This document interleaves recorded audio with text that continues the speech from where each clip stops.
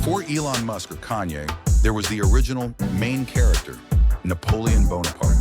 Born on Corsica, basically a Mediterranean redneck, he hit Paris with a bad accent and zero cash. But he climbed the ladder faster than crypto in 2021. Tactical genius? Sure, but his ego, bigger than France. The ultimate power move happened in 1804. The Pope traveled from Rome to crown him, but Napoleon said, "Hold my wine." He literally snatched the crown and shoved it on his own head. Pure self-made energy. Narcissistic? Totally. Legendary? Absolutely. But if you think his career was wild, wait until you hear the cringe letters he sent his wife. Follow for part 2, because the tea is about to get salty. Napoleon conquered Europe, but at home, he was losing the war in the DMs.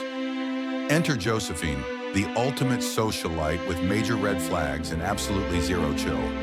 Their relationship was a literal dumpster fire of toxic energy.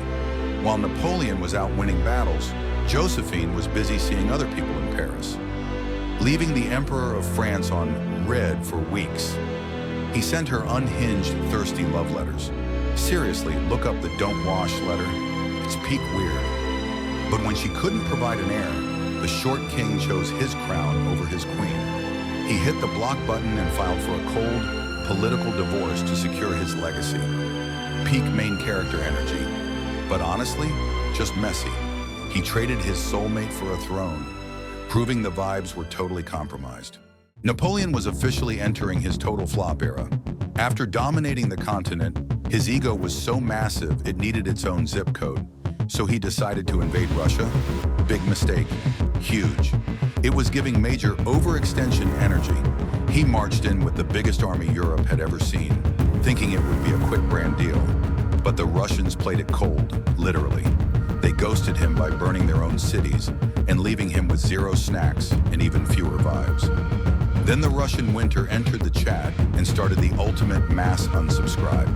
The Grande Armée went from 600,000 to a few thousand survivors real quick.